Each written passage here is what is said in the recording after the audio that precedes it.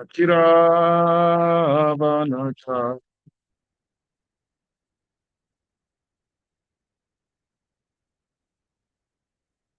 Shri Krishna Chaitanya Prabhu Nityananda Yadvaita Gadada Srivasadi Om Prabhaka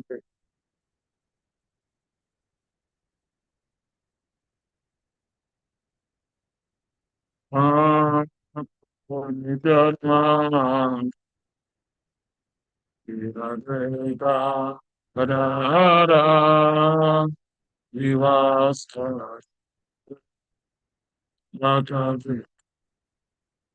Hare Krishna, Hare Krishna, Krishna Krishna, Hare Hare, Hare Rama, Hare Rama, Rama Rama, Hare Hare.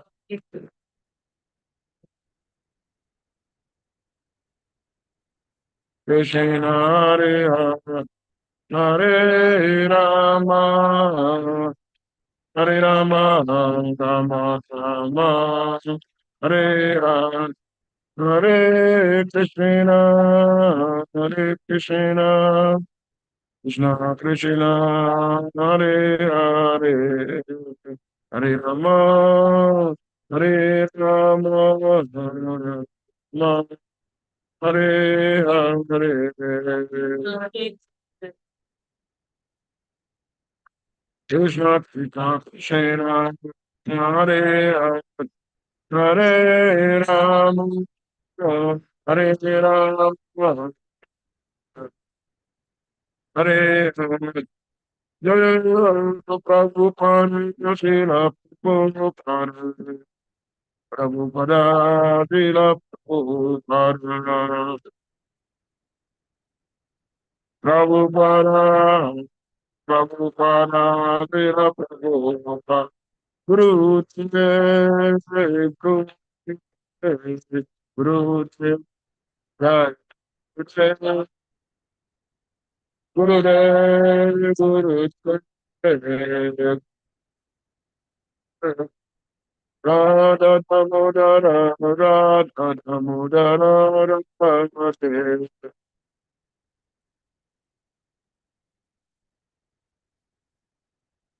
Jaya Lalita Vishakma Lalita Vishakashmi Radhe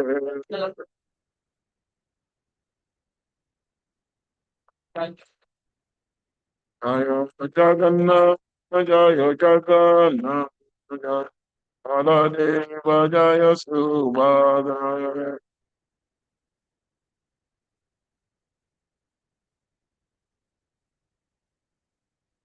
Jaya Nitai Gora Sundha Nitai Gora Sundha Gora Hari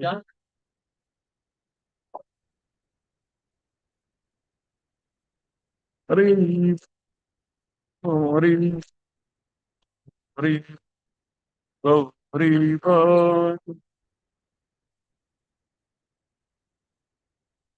Hari Hari Tango, Hari Tango, Hari Tango, Hari Tango,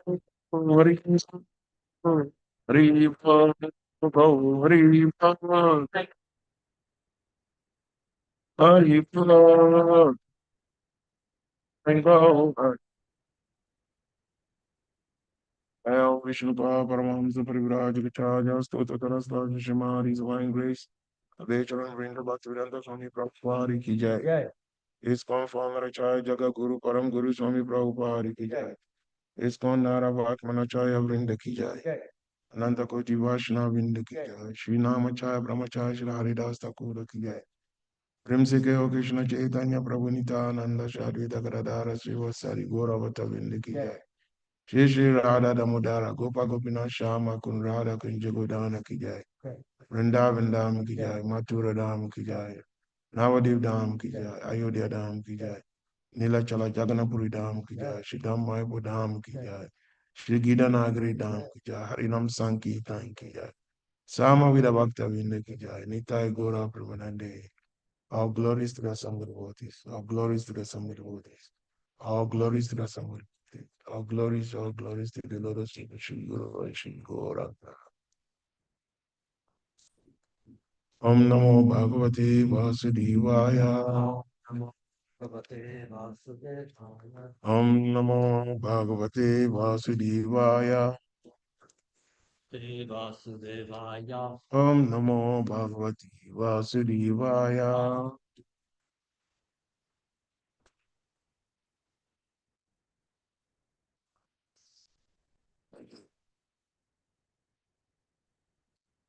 Reading from Srimad Bhagavatam, Canto 7, Chapter 2, Text number 14.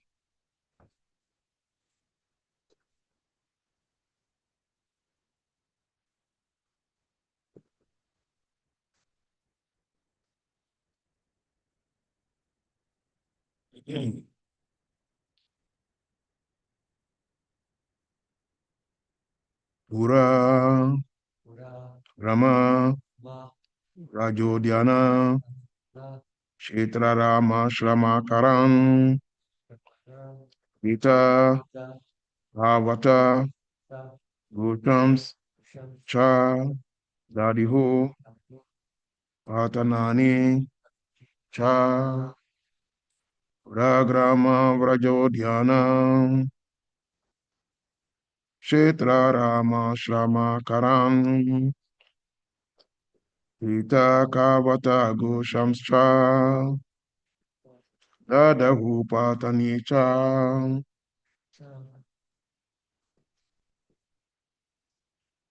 You don't have the books. Anybody wants to chant? Um, fine. 7th Canto, Chapter 2, Text 14. Anyone else who wants to try?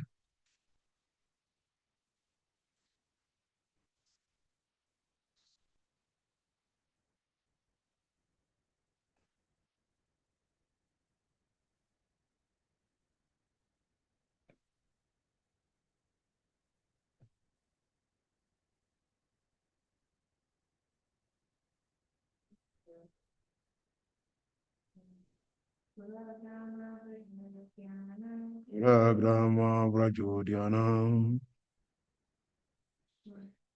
Chitra Rama Shramakaram Gita Kavata Goshamscha Adahu Patanani Cha. Word-to-word translation. Pura, cities and towns. Grama, villages. Raja, pasturing grounds. Udayana, gardens. Kshetra, agricultural fields. Ashrama, natural forests. Ashrama, hermitages of saintly persons. Akaran, and mines that produce valuable metals for maintain Brahmanical culture. Gita, farm villages. Bhavata, mountain villages. Goshan, the little villages of cowherds. Cha and Dadahu, the band. Patanani, the capitals. Cha also. Translation and purpose by Srila A.C. Bhaktivedanta Swami Prabhupada. Translation. The demons set fire to the cities, villages, pasturing grounds, cow pens, gardens, agricultural fields, and natural forests. They burn the hermitages of the saintly persons, the important mines that produce valuable metals, the residential quarters of the agriculturalists, the mountain villages, and the villages of the cow protectors, the cowherd men. They also burn the government capitals. Purport. The word Udiana refers to places where trees are especially grown to produce fruits and flowers, which are most important for human civilization. Krishna says in Bhagavad Gita, chapter 9, verse 26, Patra pushtam palam toyam, yome bhaktiya praya chati, tad aham bhakti upahritam, asmami praya tatmanaha. If one offers me with love and devotion a leaf, a flower, fruit, or water, I will accept it. Fruits and flowers are very much pleasing to the Lord. If one offers, if one wants to please the Supreme Personality of Godhead, he can simply offer fruits and flowers, and the Lord will be pleased to accept them. Our only duty is to please the Supreme Godhead. Samsiddhi Hari Tushanam. Whatever we do and whatever our occupation, our main purpose should be to please the Supreme Lord. All the paraphernalia mentioned in this verse is especially meant for the satisfaction of the Lord, not the satisfaction of one's senses. The government, indeed, the entire society, should be structured in such a way that everyone can be trained to satisfy the Supreme Personality of Godhead. But unfortunately, especially in this age, Nate Vidu Swata Gatim Hi Vishnu, people do not know that the highest goal of human life is to please Lord Vishnu. On the contrary, like demons, they simply plan to kill Vishnu and be happy by sense gratification. Om Gyanatamranda Shya Gyana Jana Salakaya Chakshuram Litam Yena Tasman Shigurave Namaha.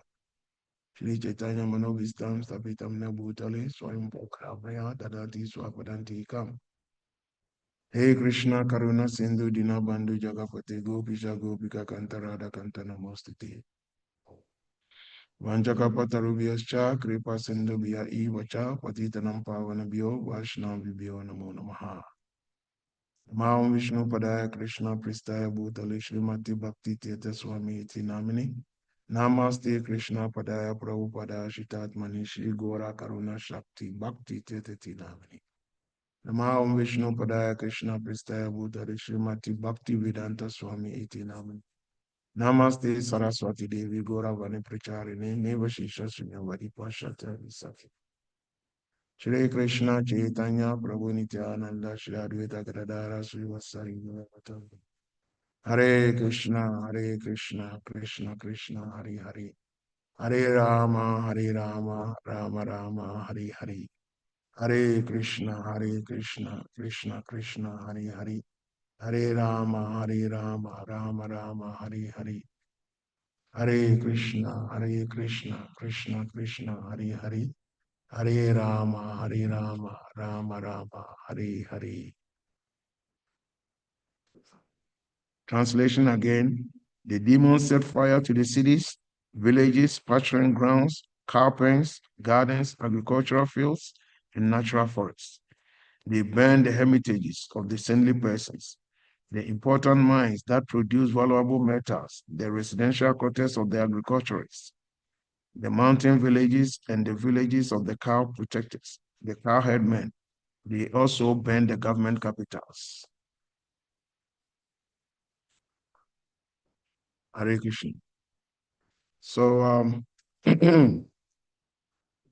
as we continue, like the previous verse also explained, how the demons were ready to follow the instructions of Hiranyakashipu.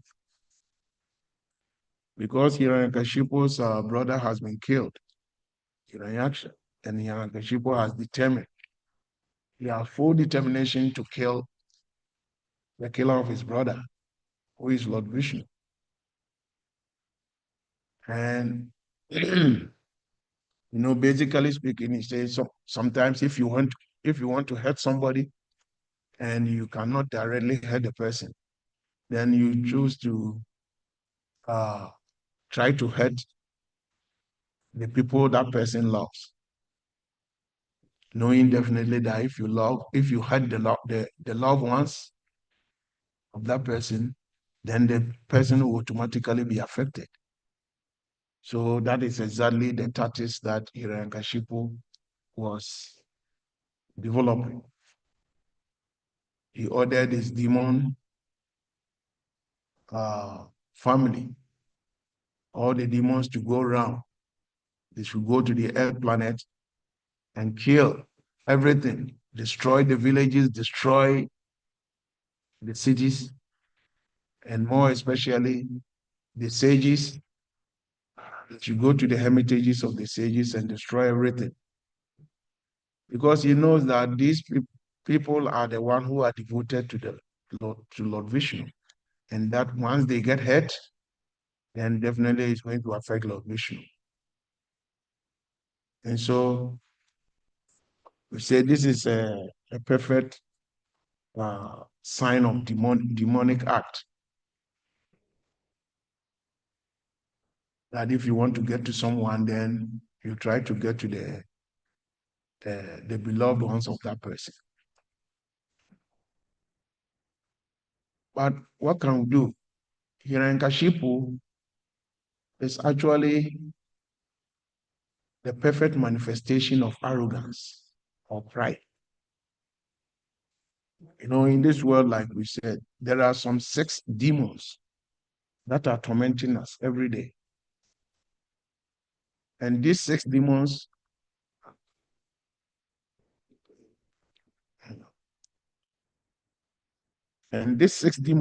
until we are able to bring them under control, there's no way that we can live a healthy life. And so, these great devotees who were cursed by the Kumaris, Jai and Vijay, they incarnated on this planet 3 times as demons, because that was what the benediction they had, that they will have to incarnate 3 times in this material world. And the Lord promised them that at each time he himself will come and liberate them. So their first incarnation, they incarnated as Hiranyaksha and Hiranyakashipu. Hiranyaksha was the actual manifestation of greed personified. He was so greedy. He wanted to take all the minerals, the gold, everything on this planet, to the extent that he mined all this gold that he distorted the balance of the earth planet. And then earth had to fall into the Gabo Ocean.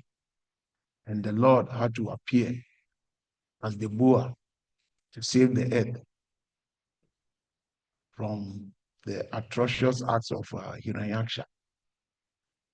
So you see, greed is so filthy. Greed is so filthy that the Lord had to take the body of a boa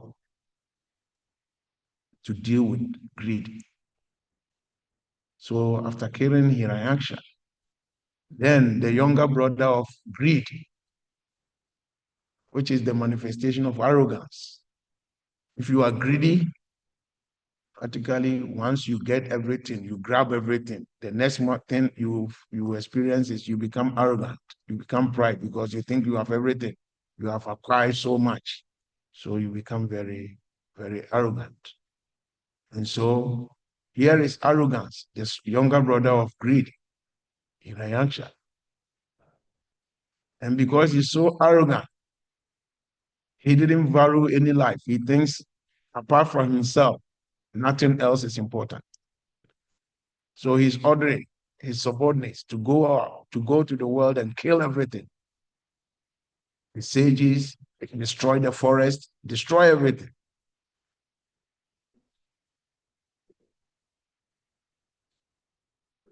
So that is the more reason that we have to learn seriously how to get rid of arrogance in our life, how to get rid of pride in our life. Otherwise, we will be destroying. Everything that we will do will be to destroy another person. And that is the nature. We see the nature of Kali Yuga now.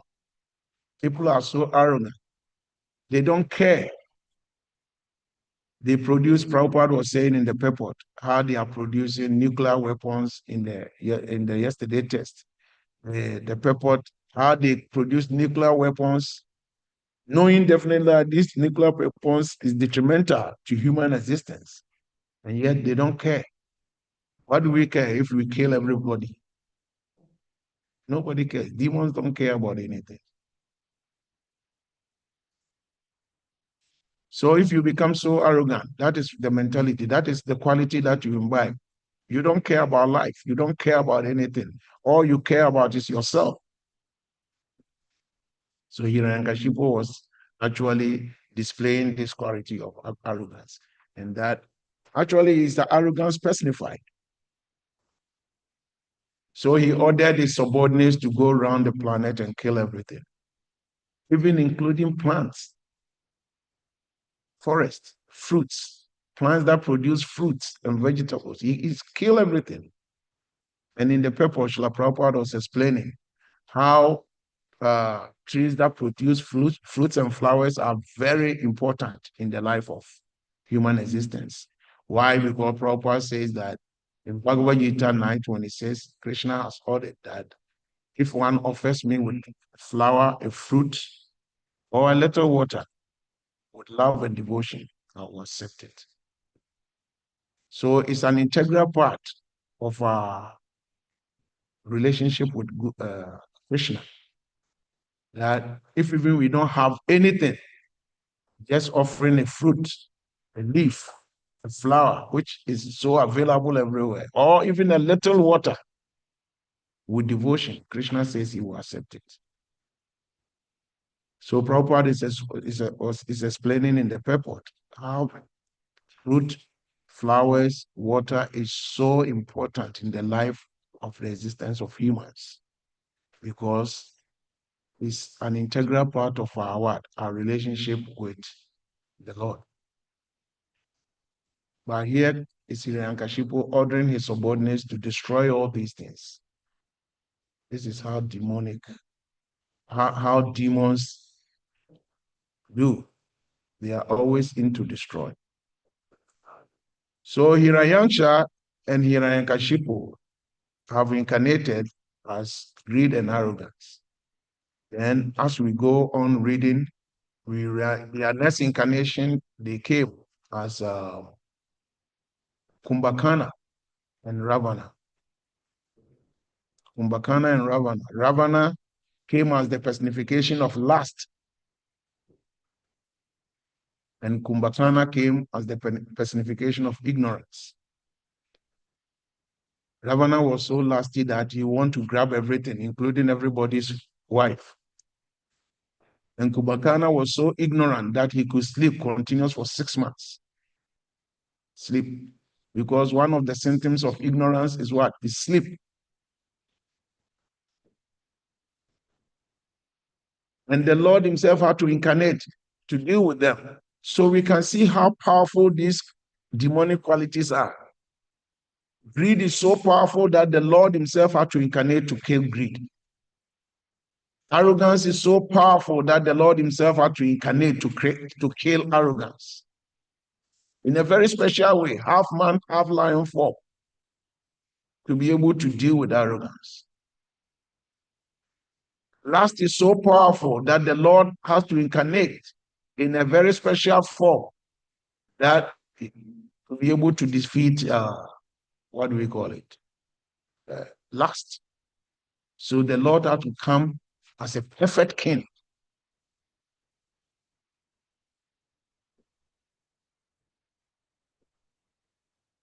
And then the same Lord had to came to be able to kill Kumbhakana, ignorance. Then these personalities had to incarnate again, this time as Susupa and Dantavakra in Kali Yuga. First, their first incarnation, Hiranyaksha and Hiranyakashipu, they had to incarnate in the Golden Age. Then their second incarnation as Kumbhakana and Ravana had to manifest, incarnate in Treta Yuga. Then their third incarnation, Susupa and Dantavakra had to incarnate in Dwapara Yuga. And all of them, Krishna had to come personally to kill them. And to crown it all, these 6 demons, they combine this time, all the 6 demons: lust, greed, arrogance, ignorance, envy, and anger. These 6 great demons that are always with us, they combine. First, they came as single persons. Now they combine all together and manifested in Kali Yoga as Jaga and Madai. And what happened? They were so powerful that nobody could defeat them. And this time, when even the Lord decided to kill them, then the Lord was stopped by the personification of Guru, Nityananda Prabhu, who said, look, dear Lord, please, if you kill these people, then you must as well go kill everybody in this world, because everybody is a manifestation of Jaga and Madai.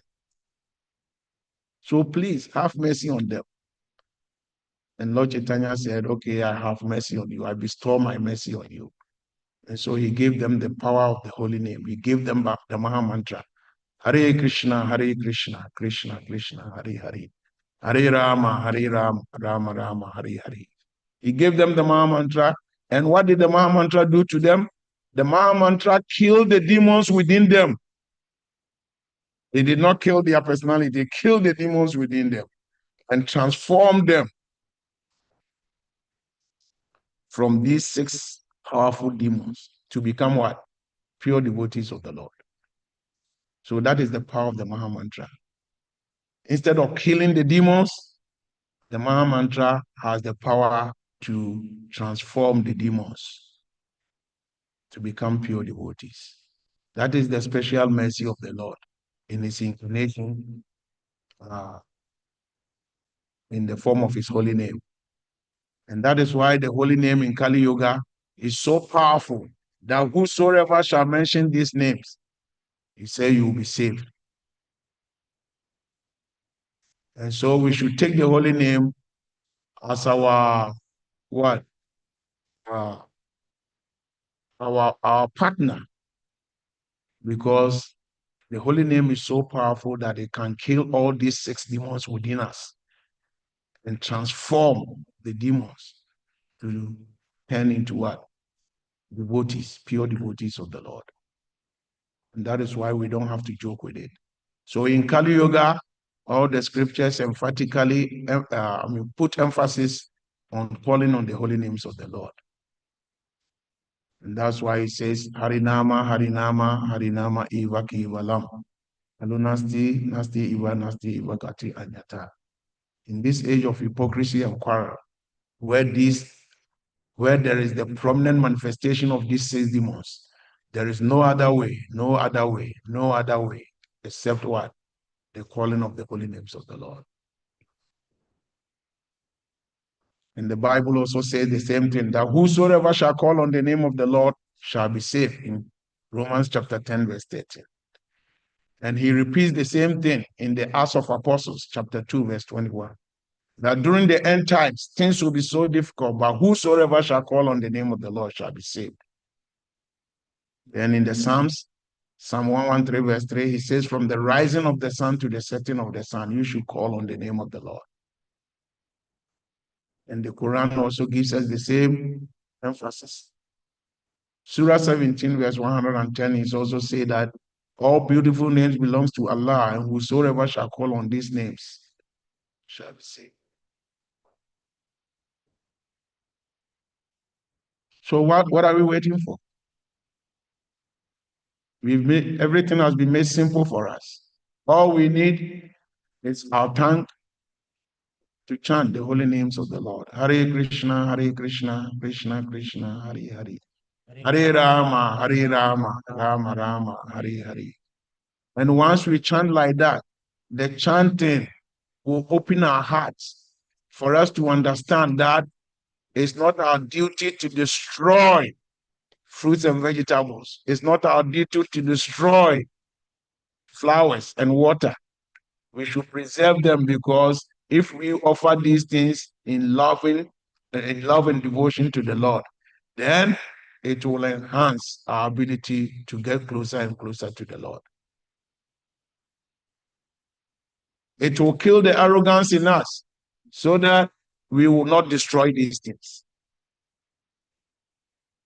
So that we don't become like Kashipu, who is so engrossed in ordering his subordinates to go throughout the whole world and kill everything, destroy forest, natural forest. And now we see in this world, the world today, the same thing is happening. Nobody respects natural forest. They will rather cut down the whole trees, everything, and put skyscrapers there. And because of that, people are not even attracted in honoring the natural food of humans, which is becoming a vegetarian. No, we are not even interested in becoming vegetarians because we are so, absorbed in demonic arts that we don't see the benefit of what? Of offering these fruits and vegetables to the Lord and taking the remnants as the mercy of the Lord. Hence, all these atrocities we are going through in this world. So many problems. Because the more demonic you become, the more problems you face. If you honor the natural trend of everything, then the Lord will also what? Help you to be strong so that you can face every situation in a very what? Sober way. You will not be affected by everything. It's not that things will not happen. Things will happen, but you will not be affected. You become like a student who has committed an offense in school, and they said he's going to be given 24 lashes at the back. But somehow or the other, he's given a tip-off by one of the teachers to put some foams or some books in your back before you wear your school uniform. So you go to school, they give you the 24 lashes, all right, but because you're already packed your back, you will not feel the actual pain of the 24 lashes, right? So that's how it is. When you sell, then the representative of the Lord, the Guru, he gives you the foams to pack at your back so that if Maya gives you 24 lashes, you will not feel the full impact of the 24 lashes. It's not that when you become a servant of the Lord, then problems will not come. The problems will come, but you have been so You have been so fortified that even though the problems comes, but you can easily go through the problems. And that is why it's very important for us to remain as devotees of the Lord. Very, very important. And that will help us to make a headway and go through this material world and finally be qualified to go back home, back to God. Hare Krishna. Are there any questions or comments? If anybody has any questions or comments. Yes, Dila.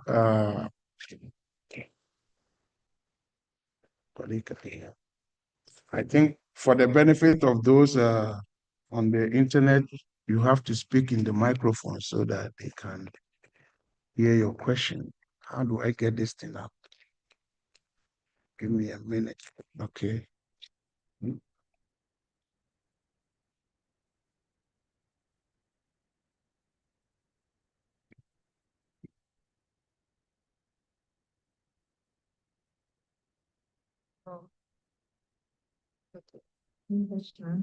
Thanks. Let me those on the can you hear her speak? So I think that's the last one. oh, you have to start this one. Okay. Okay, they should be able to hear me. I liked your points about greed a lot, and I was wondering if, since you have been in the Grihastha ashram very successfully for a long time, if you can speak about how to combat the greedy mentality specifically and going into the Grihastha ashram or thinking, the pressure of like, oh, we need more, we need more. And also, I mean, especially in today's economy, and also how to see that Krishna is still maintaining us, that it's not just our own endeavor, that, if I want to make more money or something, then I'll get it just by my own endeavor, that it's not limited by my karma or, Krishna's care. Does that make sense? Yeah, it makes sense. Okay. It makes a lot of sense. One thing we forget is that whatever happens in this world without the Krishna factor, if you do anything in this world minus God, it's a failure. We always need the God factor in everything that we do. We need the God factor. It's like, for instance, if you are a farmer and you want to be successful, number one, you need effort. You have to put your personal effort in it. The effort is you going to the field, clearing the field, plowing the land. That is the effort you are putting in, and putting the seeds. But your effort alone is not enough for you to succeed in your farming project. You need the mercy. And the mercy is abundance of rain coming at the right time on the crops. That one, you have no control over that. You can put the effort. If the mercy doesn't come in, your effort will be useless. It won't bear any fruit. So for every endeavor in this world, you need effort and you need mercy. Effort and mercy combined, it produces fruits. So similarly, whether you are Grihastha or whatever you are, Brahmachari or whatever, whoever you are, number one, you need effort. You cannot be a Grihastha, sit down in your house and say, oh, Krishna will let it happen. Krishna will do. And then you fold your arms. You will be hungry and die. Krishna will not shower manna from the heavens for you, right? You put effort, but the effort you are putting in deep within your heart, you should also be thinking that my effort is useless without the mercy of the Lord. So in this way, when your effort combines with the mercy of the Lord, then positive things happen. So basically speaking, everybody thinking, oh, I don't want to be a materialist. I don't want to accumulate money. I don't want to. The flowers that you are doing, the garlands that you want to give to the Lord, where did you get the flowers from? Money. You need money to buy the flowers. If even you don't buy, you have to cultivate it. You need money to buy the seeds. So if you fold your hands, how are you going to get garlands for the Lord? So you put effort, you make the effort, right? And you make the effort on the right note. It doesn't mean that, oh, because I have to make money, then I have to go look for some drugs, some cocaine and sell so that I can make money. No, you have to do the right effort. The right effort is you farm or you get employed in a genuine business, right? And once you put the energy there, you also pray to the Lord. Dear Lord, whatever I'm doing is for your service. So please help me so that I can serve you. And this way, if the Lord gives you the mercy, actually the mercy of the Lord is ever flowing. It has never stopped. I mean, come to think of it, when you put food in your mouth and you eat, oh, this prashadam is so nice. Once the food gets into your stomach, do you know what happens there in the stomach? You have no idea what happens in your stomach. You have no control what happens in your stomach. That is the mercy of the Lord. It's the Lord himself who is making sure that whatever needs to be digested gets digested, and whatever needs to be absorbed as good nutrients for you gets absorbed as good nutrients, and you become healthy. Right? Without the mercy of the Lord, we are doomed. And that is why we have to always praise the Lord. We have to always give glory to the Lord. We have to appreciate. We have to be grateful because He's always supplying His mercy. But the mercy of the Lord, even though it's flowing every day, but you cannot hide. It's like the sunshine. Look at the sunshine. It's free of charge. You don't pay anything for the sunshine. Free. But how would you enjoy the sunshine if you stay indoors? Even though the mercy is flowing in the form of sunshine, your qualification, your effort is to walk outside. Then you will enjoy the mercy free of charge. But you cannot hide in one corner of the room and think, oh, the mercy of the Lord is flowing. How am I going to get the mercy of the Lord? You will never get it if you don't put in the effort to go outside into the sun. That is where you can enjoy. So that is how it happens. The mercy of the Lord is ever flowing. It's free of charge because we cannot pay for it. When you are sick and you go to the hospital and they intubate you, they put the life support on you. They intubate you. Look, how much money do you pay? That oxygen, the artificial oxygen they are giving you, look at how much money you pay. But this oxygen is free of charge. Outside, you are always breathing it for free, and you are not even, grateful for it. Somebody will say, oh, the Lord is not helping me. The Lord has given you so much oxygen to breathe for free. What else do you want before you glorify Him? So humans are so ungrateful. We are so ungrateful to the extent that even cats and dogs are becoming better than us. Why? Because the cat and the dog, once you give them some food, a little bit of food, anytime they see you, they start wagging their tail. They are so grateful. They are happy. They want to jump on you. Happy, happy, happy. But despite everything that the Lord is giving us, we are always ungrateful. Nothing is sufficient for us.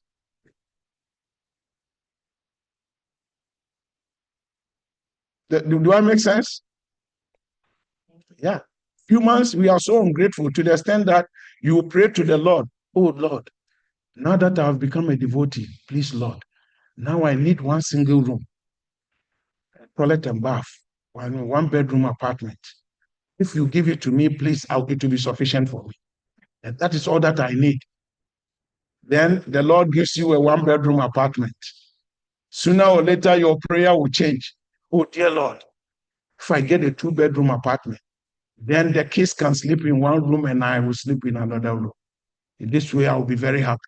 Then the Lord gives you a 2-bedroom apartment. Sooner or later, your prayer will change. Oh, Lord, please, for this last time, if you give me a 3-bedroom apartment, and I will sleep in one, the kids will sleep in one, and if I have a visitor, he will sleep in the guest room. It never ends. No matter how much the Lord gives you, it never ends. This is the nature of humans. We are ever ungrateful. And the popular story that I used to tell, most of the time when I talk, I say, there is this guy who went to the church. He went to the church and he was owing somebody $100. And the person was like tormenting him. So he went to the church and he was praying, and sincerely from his heart, he was crying to the Lord, dear Lord, why? Why? I think I'm trying my best. I only need $100 for me and my family to get peace of mind. $100. This guy is tormenting me. He's always on me. And I owe him only $100. Lord, please give me $100. He was praying and he was crying so much. So when he got out from the church and he was going outside the door, right at the entrance of the door, there was this guy standing at the door. And the guy said, here is the $100. Take it. Go and settle your bill and be happy. Oh, thank you very much. Then something occurred to him. This guy was the guy who was sitting behind me in the church. So maybe he heard my prayer and he gave me $100. Oh my God. What nonsense have I done? I should have said $500.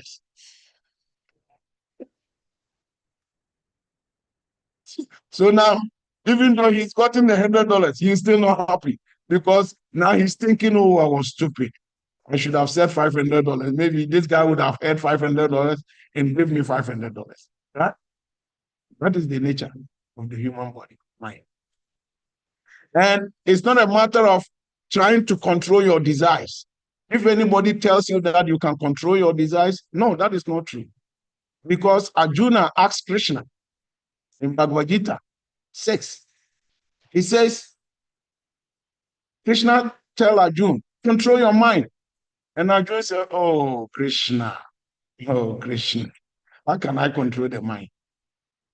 Controlling the mind is even controlling the wind. When the wind is blowing, when there is a hurricane, and wind is blowing at 160 miles per hour, Arjuna said, Krishna, it's easy to even control that wind than to control the mind.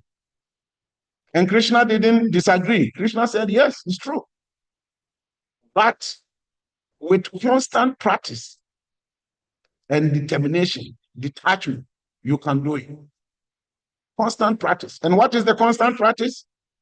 Constant practice is what Srila Prabhupada has given us. Constant practice. You chant in the presence of the Lord. You chant on your beats, constantly chanting the names of God. So you are replacing the holy names of the Lord, right, in your mental faculty. And so instead of thinking, oh, I want to control the mind, no, you are only thinking about God. And automatically, the more you are thinking about the Lord, automatically the mind is controlled. It's like we are little kids. If there is a knife in the kitchen table, on the kitchen table, and a child wants to take the knife, you know the knife is not good for the child. But how are you going to say, don't take the knife? You can say, don't take the knife. But immediately you turn the other way, the child will pick the knife again. So what is the best way to control the child from not picking the knife? You give the child a candy. You give candy and you let the child know there's more candy over here.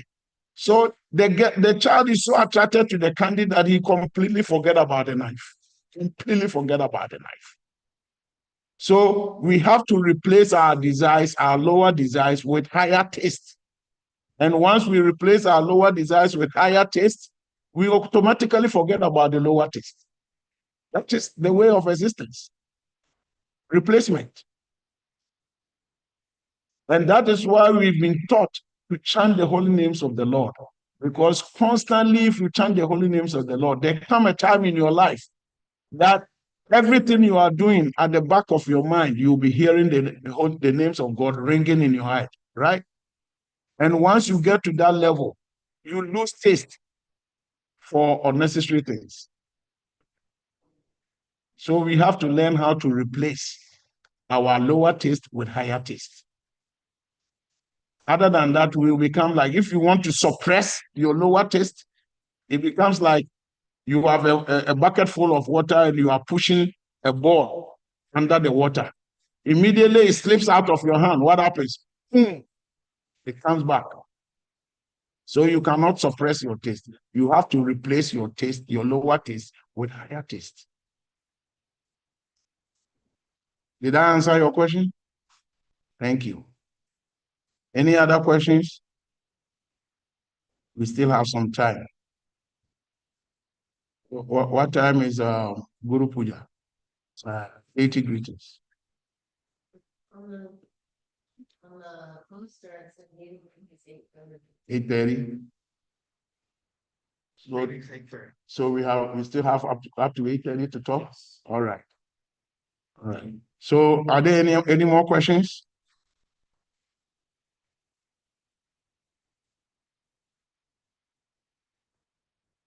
Yeah. When we chant the name of God and glorify, what is the best way to focus on the right things? Because the mind keeps switching around.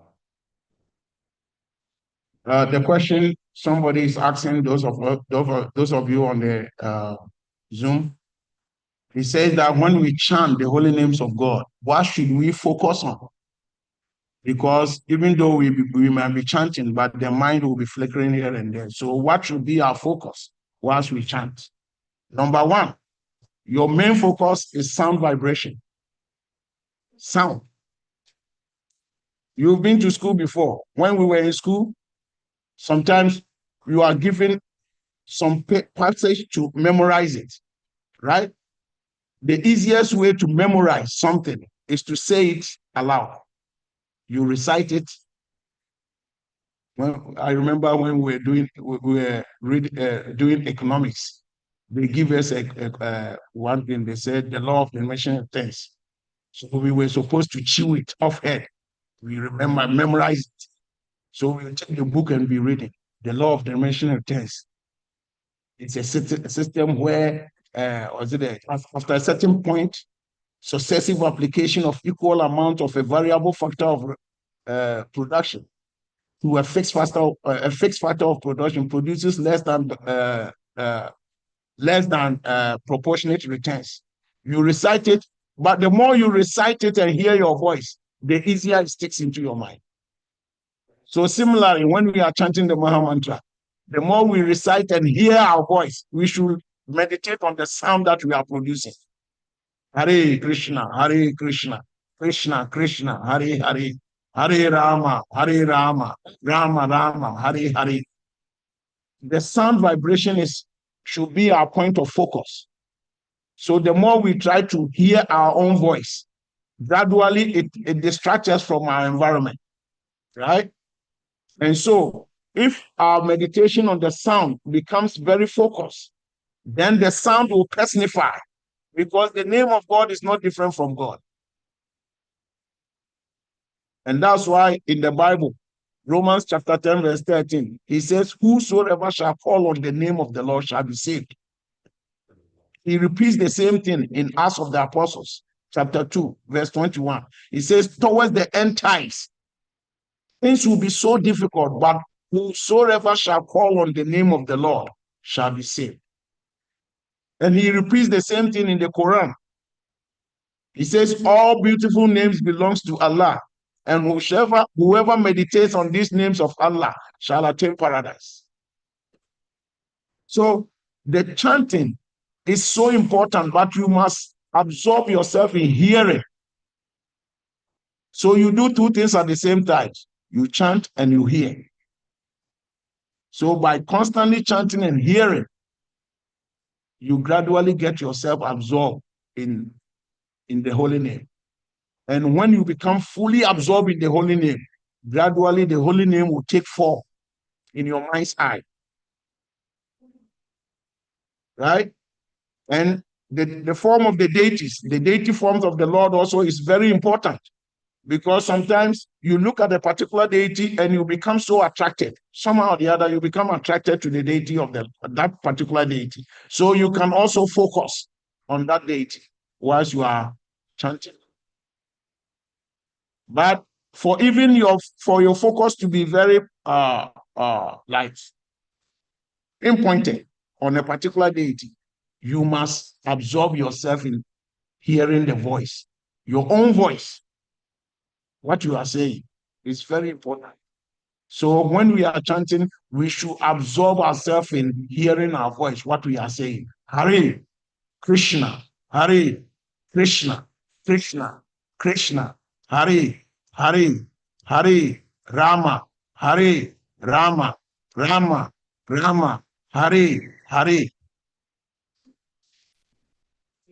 It's good for everybody, whether you are from the lower stages of life, class 1 stage, class 2 stage, class 4, stage 4 stage, the high school stage, or if even you are on the highest level of Uttama Adhikari, when you hear the voice, your own voice, while you chant the holy name of the Lord, is so purifying. And gradually, at the Uttama stage, the name will make itself manifest in the form of the Lord, right? But in the initial stage, don't worry about seeing the form of the Lord in your mind's eye. No, you have not gotten there. Don't pretend you are there yet. Just do whatever you need to do. And because those things helps us a lot. When you are in stage 1, I remember back home in Africa, when you go to stage 1 and the teacher is teaching you 1 plus 1, some of the students, you go to the blackboard and say 1 plus 1. How much? And they will count it and say 2. There are some students who are so dull, even writing it on the board doesn't help. So the teacher wants to go outside and bring some stones. And he say 1, and they will pull 1. Plus 1, they will pull another 1. Then you ask them, how much? Then they will go and count. 1, 2. This is the way they understand. This is the way they can understand 1 plus 1, right? So for them, the stones become the way they treated the life. They can never understand 1 plus 1 unless they get stones. But the students who just look at the board, they don't need the stone to understand 1 plus 1. But ultimately, we are all getting the same conclusion that 1 plus 1 is 2, right? So the highly advanced devotee, he chants and immediately he's absorbed in the form of the Lord, right? The low person like us, we have to focus on what? On the sound vibration, and gradually it will pick us up. No difference. We are all on the path. Does it make sense?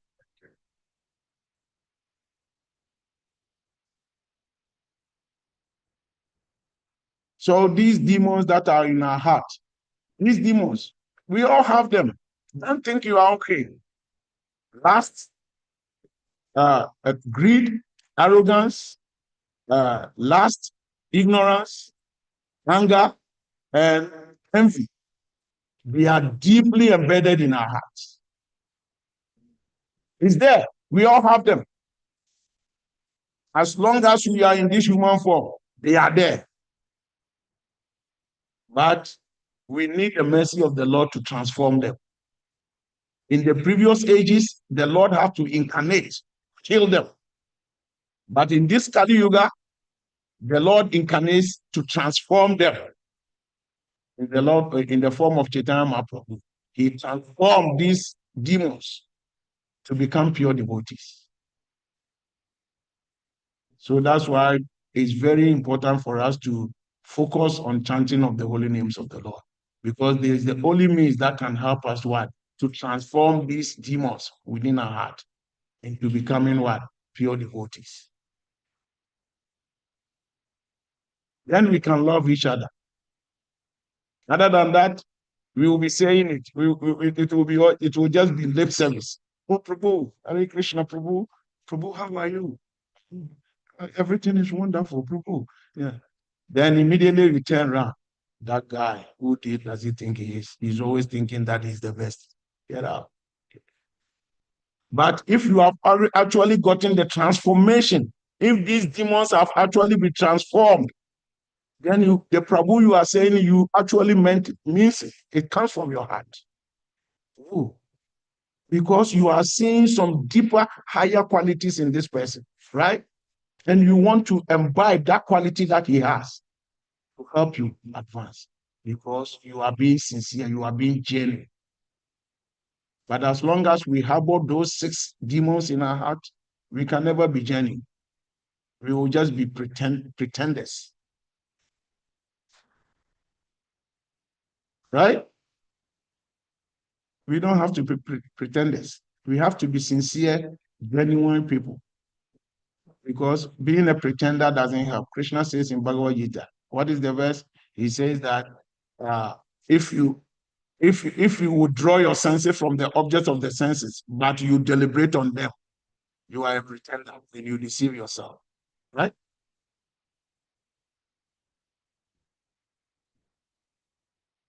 One devotee went to my Guru Maharaj, and he told Guru Maharaj that, Maharaj, now I want to be a brahmachari. I'm fed up with Grihastha life. I want to be a brahmachari. So I want to go to the hospital, and the doctor just castrate me. And I will remain. And Guru Maharaj said, you are very stupid. You think sex life is from your genitals? Sex life is here in your head. So if even they castrate you, you will still be deliberating on sex life. So stop that nonsense that you want to go and castrate yourself because you want to be a brahmachari. Brahmachari should be coming from your head, right? Deep within your heart. That is where brahmachari actually is. You cannot physically think that if you have not seen beautiful girls, then you are thinking I'm a very powerful brahmachari. Maybe the temple you are, all the girls are so ugly that you think that, oh, I'm a powerful brahmachari. Now you go outside there and you see one beautiful girl and your heart start pumping. Then you even forget that you are wearing saffron. So you must be absorbed in the name of God so that you don't even contemplate on the object of the senses. Because whilst contemplating the object of the senses, Krishna says, whilst you contemplate on the object of the senses, what happens? Attachment develops. From attachment, what comes? Lust. And when lust comes, anger. From anger, bewilderment of memory, loss of intelligence, fall down. And the perfect example is a young lady who is up and coming. He has good parents. They've been teaching her good manners. And she's been good. But there is a guy at the corner of the house who wants to get something to do with this girl, right? The girl is also married. But this guy will not leave the girl alone. Oh, look, I will help you. I can do everything for you.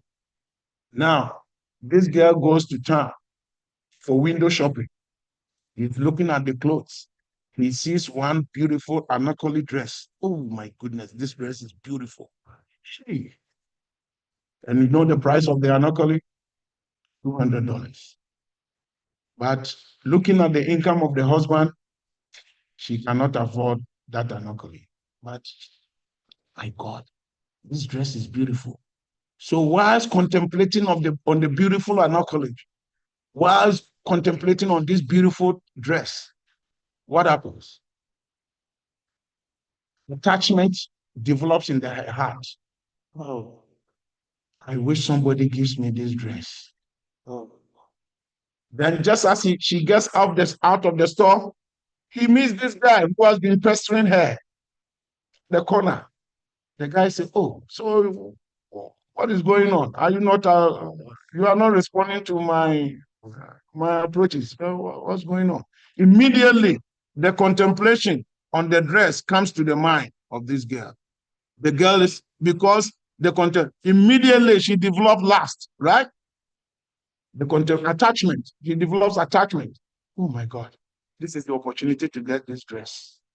Huh? Okay. And once you say, because that attachment has become so strong, now she said, this is the opportunity to get this dress. So what it follows? The next thing that follows is lust. Because if she doesn't give herself to this guy, the guy is not going to give her the $200 for this dress, right? So she opens herself up. The guy does something with her. She gets the $200. She buys this dress. Huh? And then what happens? She keeps going. Now it keeps, this lasting desire keeps going on until one day the husband catches her. Oh, so this is what you've been doing to me? Then what does the girl say? Oh, it's all Maya. Oh, it's the devil. When you were looking at the dress, you never saw the devil. When the guy made the approaches and you were getting the $200 to buy, you didn't see the devil. Now that your husband caught you, this is the time you are seeing the devil. Huh? Because when you contemplate the attachment, the lust that develops, Krishna says, so under all circumstances, you should kill this lust, because this lust is the all-devouring enemy of this world. So don't contemplate. You are walking. I mean, things will come to in your head. You are walking. Some bad plans come into your head. It's normal. Krishna said, don't contemplate on it. Kill it. How do you kill it? Hare Krishna, Hare Krishna, Krishna Krishna, Hare Hare, Hare Rama, Rama Rama, Hare Hare. Either you chant the holy names of the Lord or you immediately get yourself absorbed in some serious karma yoga, serious service to the Lord, right? Still the contemplation. Other than that, you will become a victim of contemplation. Because the more you contemplate on something, the more you develop attachment for it. That one, there's no two ways about that. The more you contemplate on something, the more you have attachment. You develop attachment for it, right? And that is why a lot of CEOs and big time people, they fall down like chickens. He's in the office. A woman comes to the office, one beautiful woman, and the woman intentionally sits in a very awkward way. So this guy is seeing something underneath there. And instead of him not contemplating, he's looking. And while he's looking, what develops? Attachment. And so there comes a time he even loses control. So what are you saying? What did you just say? Oh yeah, I want this thing, and I came to get this job opportunity. Oh, okay, it's yours. The job is yours. Now he doesn't even care whether the girl has the qualification or not, because by contemplating on what he's saying, now he's gradually losing his intelligence, right?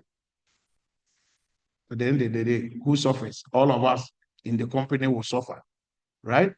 Because of one stupid CEO's contemplation on the object of the senses.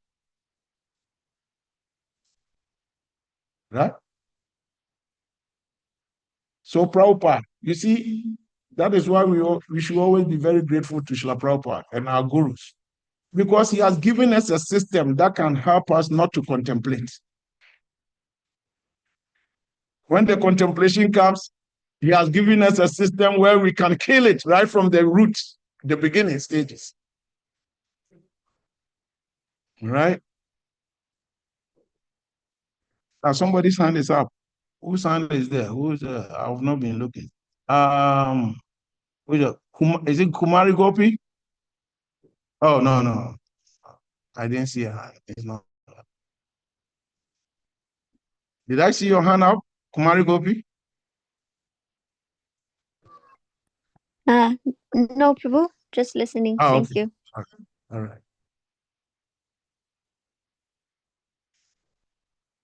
So this is how it is. Krishna consciousness is there to help us.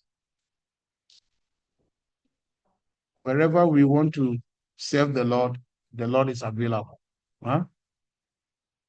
He says, everyone follows my path in all respects. Krishna says, everyone. He didn't say some people follow me and some others don't. Everyone follows my path in all respects. But all of them, as they surrender unto me, I reward them accordingly. Because people are confused. Why are some people calling themselves Christians? They say they are worshiping God. Others are calling themselves Muslims. They say they are worshiping God. Some people are calling themselves Hare Krishnas. They say we are worshiping God. Huh? So who is the right one? If I take this Srimad Bhagavatam and I open one verse and I recite the verse, the four of you in this room, you will listen to that verse and you will understand it differently. Why? Because you are not all equally surrendered to the Lord. So if you are surrendered 10% to the Lord, you get 10% understanding of the verse. If she is surrendered 20%, she gets 20% understanding. If you are surrendered 40%, you get 40% understanding. If you are surrendered 60%, you get 60% understanding, right? So when you meet all the people who are 60% surrounded and you listen to their interpretation, oh, yeah, that is how the verse means. So you put yourself together, you call yourself one church. Huh? The 40% people, they understand themselves. Oh, yeah. We call ourselves another church. 20%, 10%. But amazing thing is, the 60% man, when he hears the 10% man speaking, he understands him. He knows he's also correct, but he's on a different level. Gradually, he will come up to his level. Right? So he doesn't condemn people. But the 10% person, he will condemn the 60% person because he has not gotten to that level. And that is why the Uttama Adhikari, those who are highly developed, they don't condemn anybody because they know we are all on the path. Gradually, we will come to that level, right? But those of us here, we easily condemn. Oh, don't mind this guy. He's lost. He doesn't understand what he's doing, right? But Krishna says, everybody is following my path. But as you surrender unto me, I reward you accordingly. So we must learn how to surrender deeper and deeper and deeper. And the Lord will reward us what? Accordingly. He will reward us deeper and deeper and deeper. So that we can exhibit the mercy of the Lord everywhere. And this is the way Jesus described the story of the Good Samaritan. Right? The story of the Good Samaritan that Jesus described in the Bible. The Good Samaritan, he's going, somebody has been beaten. He's dying on the roadside. The priest got there. He looked at him suffering and he said, I'm late for church. So he passes by him and go to church. And you, man, got there. Oh, I'm late for synagogue. He passes by him and go. Then this guy came. He's a merchant. He's a money man. He's only looking for money. But he sees him and he says, oh, what has happened to this guy? He picks him up, put him on his donkey, came to the hospital, told the hospital, I'm going for business, but take care of him.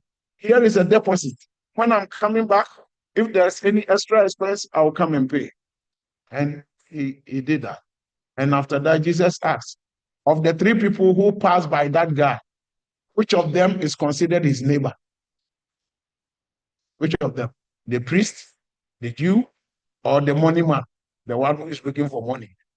The three of them. Who is considered the neighbor of the guy who was suffering at the roadside?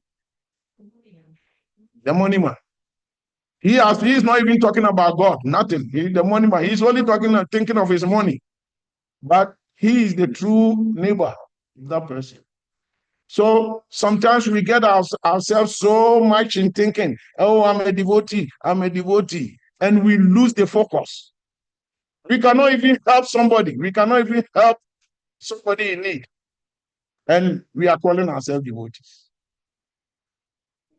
You are walking in town. Your bead bag is on your hand. Hare Krishna, Krishna Krishna, Hare Hare. Hare Rama, Rama Rama, Hare. Somebody has fallen on the roadside, suffering, and your hand is still in your bead bag. Hare Krishna, Hare Krishna. It is stupidness. Where is your love? Where is your concern? If you are really absorbing yourself in chanting the names of God, then take care of the lost children. It doesn't matter what name he calls himself. You take care of. Because knowledge, if it's not practical knowledge, it's useless knowledge. Right? You can acquire, you can read the whole scripture, know all the verses of head. But if you can't display it, if you can't not produce it in your everyday life, what is the purpose of that knowledge? We must be practical demonstrators of what we are reading, what we are hearing. It must demonstrate in our everyday life. That is Krishna consciousness. Everything we do. And that's why Krishna says in Bhagavad Gita 4:24, person who is fully absorbed, Brahma Panam Brahma Havi, Brahma no Brahmana Bhuta, Brahma Vatina Gantaviam, Brahma Kama Samadhina. the person who is fully absorbed in Krishna consciousness is sure to attain the spiritual kingdom. Why? Because of his full contribution to spiritual activities, in which the consummation is absolute, and that which is offered is of the same spiritual nature. So if you give a helping hand, he says that whatever you are offering has the same spiritual nature. It's not physical, it's spiritual. Because you are what? Seeing the person as the child of God, huh? And it's your duty to take care of the child of God, right?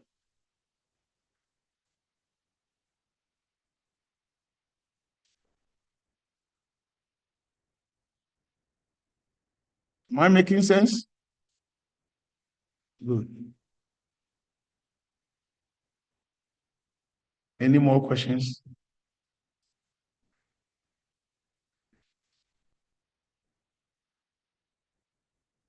So it's very important that we practice Krishna consciousness. Don't just let us become theoretical carriers of knowledge.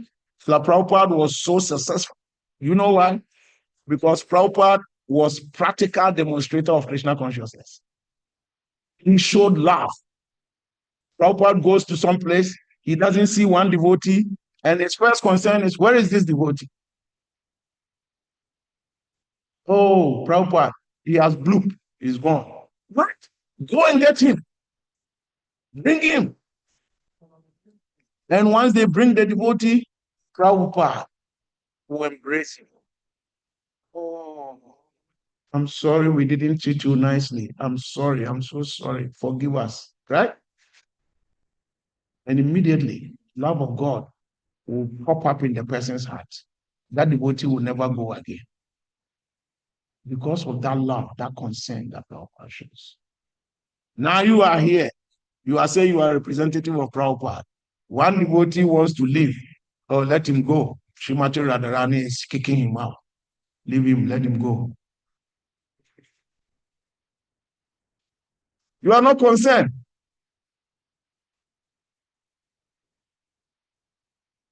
Plead with him, beg him. You are special. Prabhu, stay. Prabhu, I'm begging you. What can I do to help you stay? You tell the person something. Help the person to stay. This is Krishna consciousness, right? We are each other's keeper. Sometimes things go, things fluctuate. Sometimes we are in our lower ebb. You want a perfect example of that? I think I have some few minutes. Let me finish with it. Perfect example of that. In Christianity, people talk about the cross of Jesus. Jesus was carrying the cross. And he told everybody, carry your cross and follow me, right? In the Bhagavatam, Narada Muni, when he was a kid and he was intermingling with the great sages. And then one time Krishna showed himself to him. And Krishna said, you are seeing me for this lifetime, but you will not see me again. Now strive to get me back. That thing Narada Muni, Krishna did to Narada Muni, is the same thing he did to Jesus Christ. Right? Why? So the part of the cross, let's analyze it step by step. In the beginning, when the cross was put on the shoulders of Jesus, it was heavy, but he was strong. He was carrying it. They were whipping him. The whips represent the different material conditions that you go through. But he was strong. He was still carrying it. He will fall down, he will wake up. He doesn't stay down, he wake up. Then it came to a point. He was so weak, he fell down. He couldn't wake up. Then somebody came, Simon came and helped him. Simon took the cross from him and carried it on his behalf. So because Simon took the cross, then he regained some little bit of a strength. And he was walking alongside Simon until he came to a point he had regained enough strength So the cross was given back to him. And then he carried it to Gethsemane, to the final glorification, right? So the similarity, look at your everyday life. The first day that you join Krishna consciousness, Krishna gives you the strength to carry the cross. He gives you so much strength that everything is so lively. Everything is like, wow. You get to the temple room, even the scent in the temple room smells different, right? You see devotees, you are so enlivened. Huh? The strength is there. But as time goes on, the cross becomes heavy. It becomes heavy. You yourself becomes a little bit weak. Huh? That is the dark stage. So you fall down and it's difficult to wake up. Huh? But Krishna doesn't leave you alone. Krishna sends someone to come and help you carry the cross, like Simon helped Jesus carry the cross a little bit, so that you can regain your strength. And that is what they call sadhu sangha. So there is a devotee that amongst you, that when you are in your lower ebb, you try to look upon that devotee. Huh? You try to open your heart to that devotee, and he becomes your Simon, who will help you carry the cross, right? And then there will come to a time that gradually you regain your strength. Gradually you regain your strength. And then when the cross is given back to you, you can carry it to glorification. This is the path of spiritual life. It's not that because you become a devotee, everything is smooth. If you need $5,000, immediately Krishna drops it from the sky. It's there available. Whatever. No, that is not how it works. You carry your cross. Huh? You fall down. Don't stay down. Wake up. And with that, Krishna will send you a Simon in your life who will come and help you carry the cross when you are in your downgrade level. Huh? And eventually you can be successful. All right? So sadhu sangha is so important. You look like this retreat you are doing here, the retreat that is going on here, same thing. People come meet each other somehow or the other. You might be like, this time is difficult to chant. But you come, you meet, you see one devotee, Hare Krishna, Hare Krishna, Krishna. By the time you go back, you are so fired up. You are so like fired up. Come on. Hare Krishna, Hare Krishna, Krishna. So sadhu sangha, this is the purpose of sadhu sangha. It's there to what? To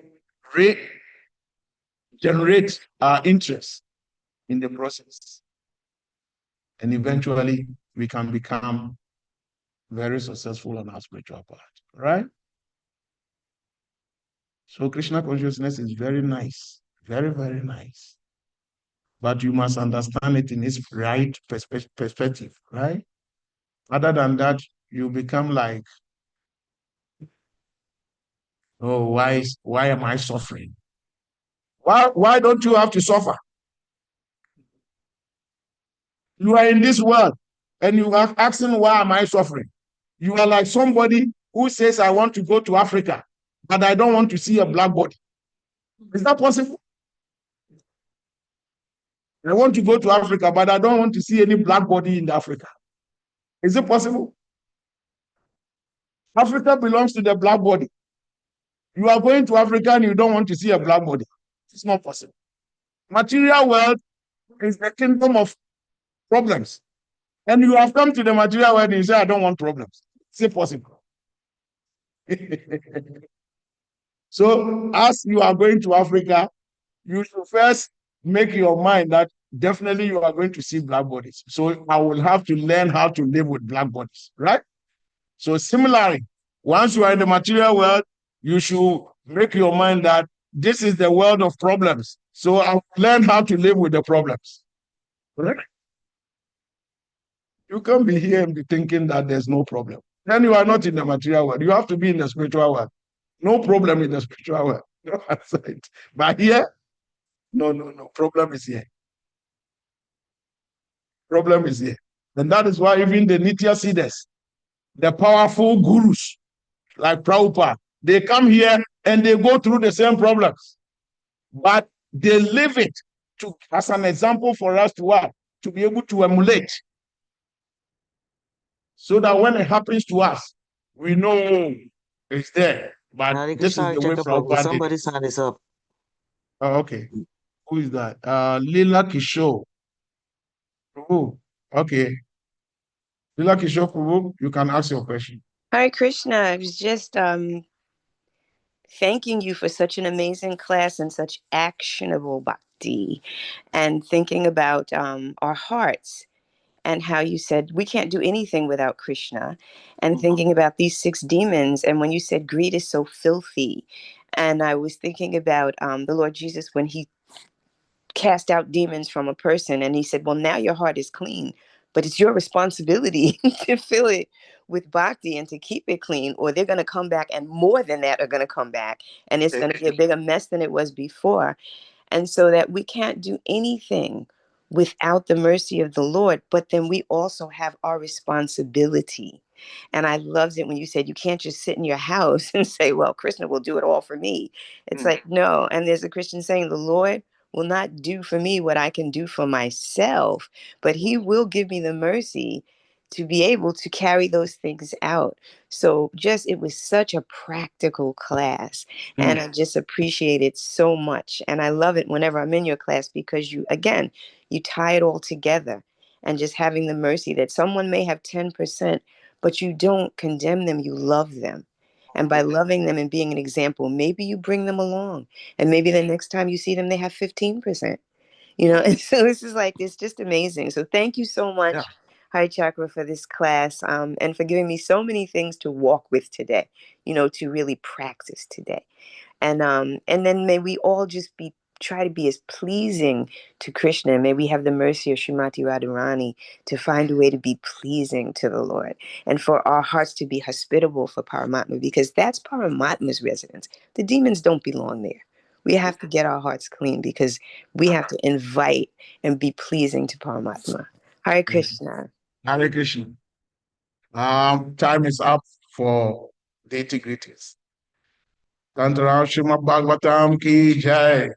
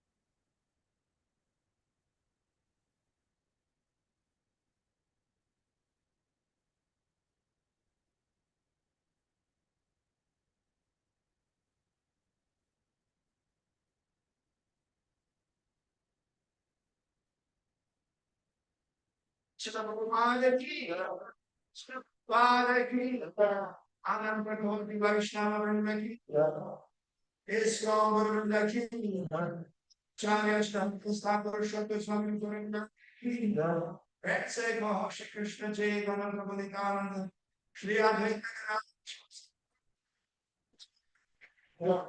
Shri Shada Damodar Gopinath Shama Kund Radha Kund Giri Govardhan ki, Giriraj Govardhan ki, Vrindavan Patiriyan, Avadithamaya Purnama ki, Jagannath Pur Jagannath Swami ki, Vrindavan Dham Varshat Dham ki, Ganga Maya Prataya ki, Bhakti Rasa Harinam Gadana ki, Vidaya Gopasthanatraya Hare Krishna ki, Satveta Bhakta ki, Shri Radhashtami Mahaprabhu ki, all the rest of the all the reason.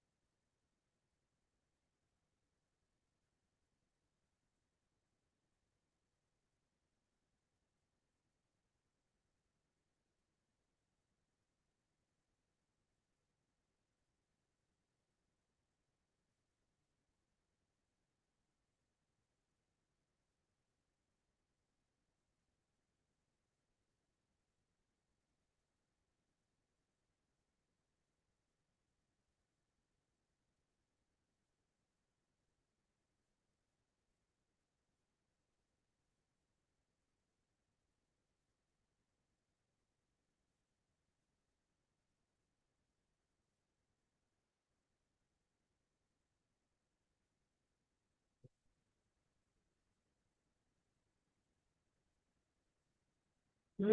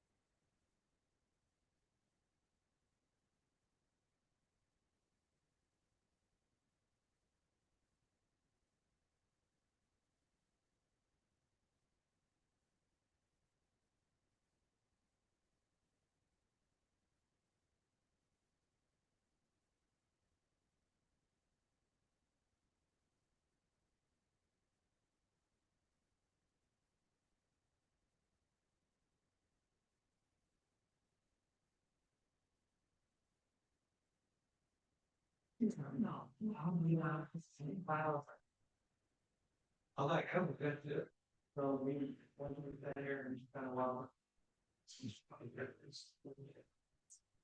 Really? Since we get up, those are these stuff.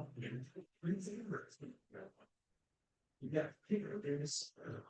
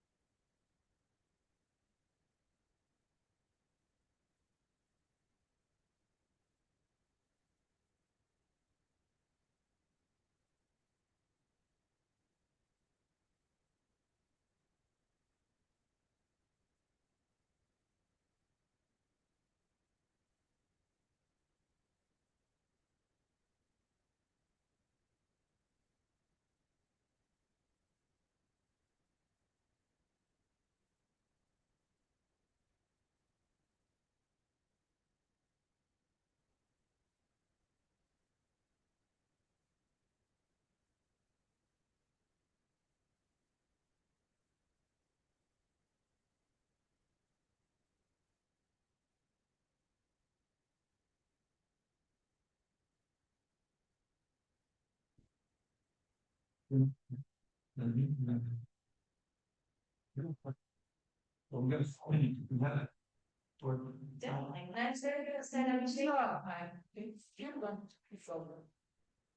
said we're not on time for people, so. Oh, you mean little one here then? Is it 5 minutes? Yes, 9:30, you're supposed to do a mission, but. Six. Keep going until it's lunch. Okay, then we have more waiting session. Oh,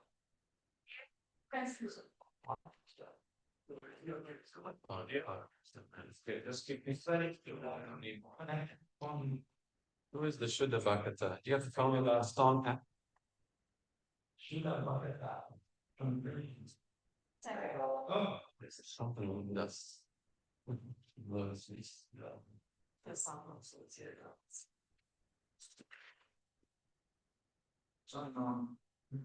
Hi, welcome to my word. Yeah, I don't want that.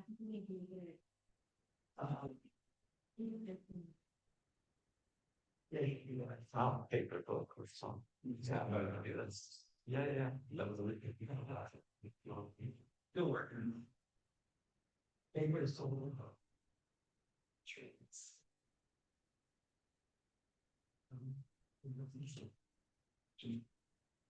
That's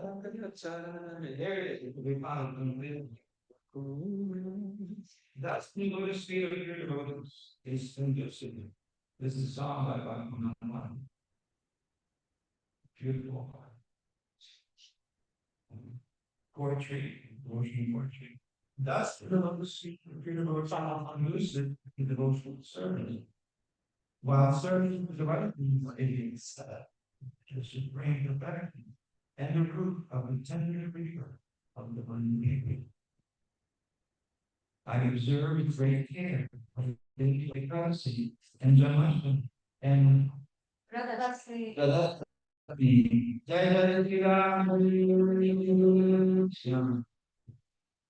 all its colors. They are money for production. This like the biggest song. Yeah, biggest song for the verse 2. These days, a mother of devotion, as my dwelling place, I choose with the greatest of reverence, love, the transcendental abode of Sri Krishna. So the more the more Krishna is not bereft of this state. That's also his, just as need of his abode to become the custodian, the caretaker of his abode. All those places where my focus are troubled for pastimes, I will visit in the company of loving devotees. My mind always thinks the opportunity of Radha. I believe the kind kirtan ordained by the Lord my Lord dances to next thee. By the holy deity forms divine knowledge, Shri Radha, Damodar, which will have opportunity in it. By honor, I feel a great joy. By honoring the Lord's Prashad and hunger over all worldly illusions. And that's something too. Goloka Vrindavan appears in my home. There you go. Whenever I still worship and service Lord Hari, going there. I was seeing the Ganges, which is the river of nectar emanating from the street of the Lord. My happiness comes from bounds. The sight of the holy Tulsi tree soothes my soul. Why no, she gives pleasure, Lord Krishna. By honoring Shah, a green leafy vegetable preparation, a devotee, a dear favorite of Lord Chaitanya, I consider life worthwhile. Whatever bhakti obtains, there is conducive for the service of the Shri Krishna to accept every day of his spiritual life.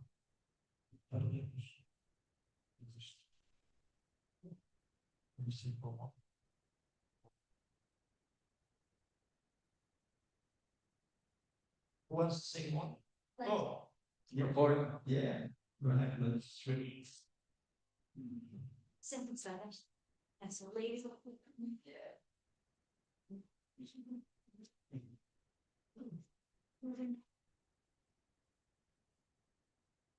Ji Radhe Radhe We sing. Lady. Yeah, it's on a program. sure welcome back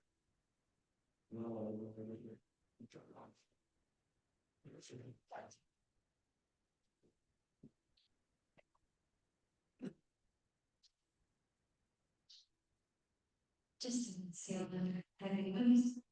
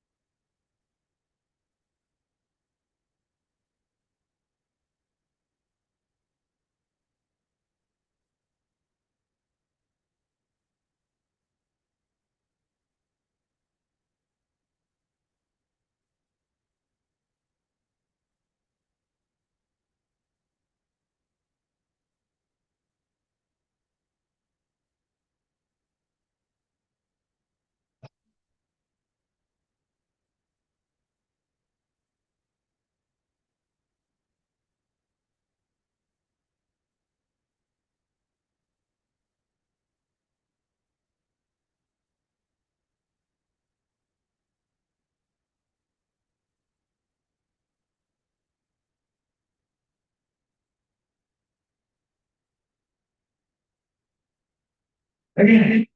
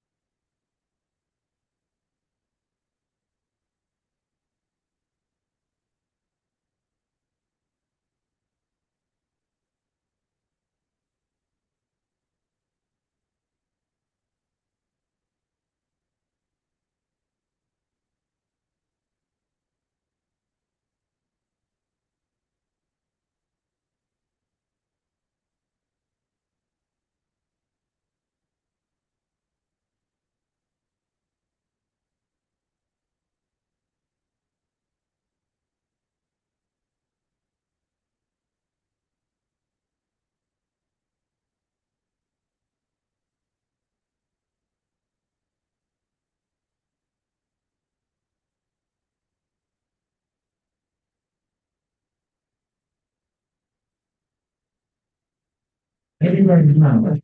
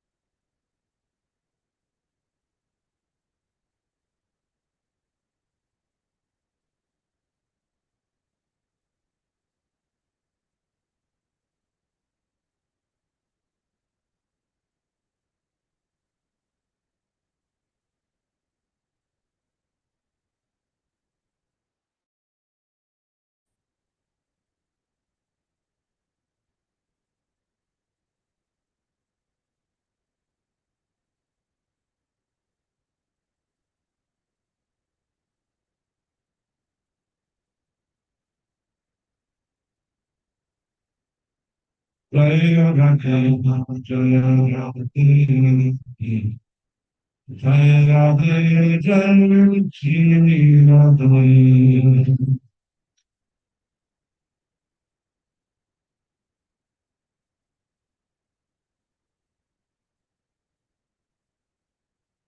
Shri Radhe. Jaya Radhe Jaya Radhe Jaya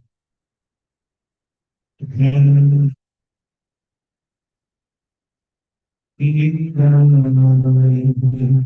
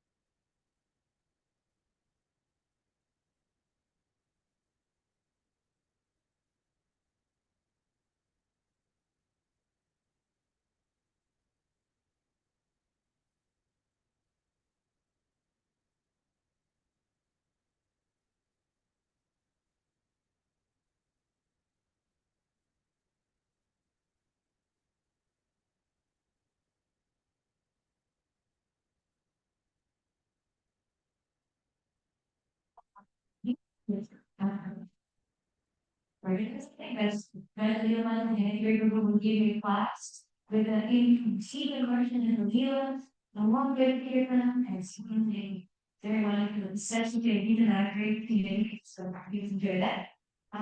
We'll do the whole lot of guests. Let me just take a rush of few seconds. See, I'm going to highlights, presentation of him, with him, realization of the video, we had that, Today's important event created story promotion activation. Active relates additional circumstance. Promotion is efficient.